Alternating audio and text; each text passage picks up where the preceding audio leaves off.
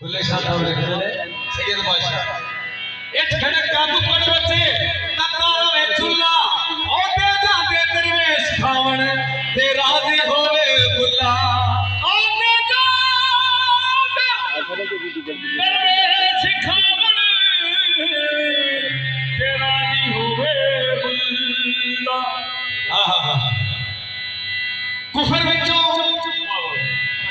विचों इकरम दे है पाली मतलब जिस विच सते कलमा पढ़ा ते मैं काफर थीवा यारो कुफर इस्लाम दी अगे भुलिया मुर्शिद ने ओ गल समझाई जेड़ी ला इलाह तो भी अगे ते भुले शाह साहब की कहंदे ने दिला दे सौदे कीते दिला दे सौदे कीते सुने दिलदार दी खातर दिला दे सौदे कीते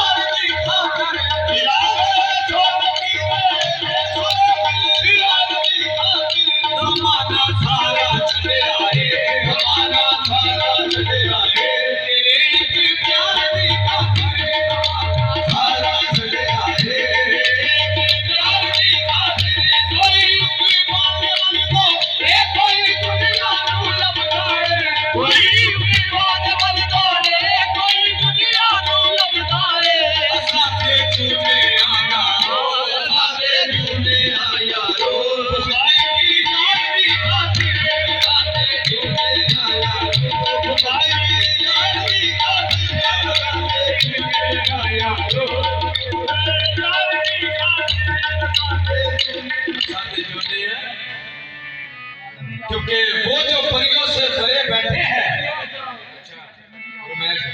हुजूर बीबी पाक का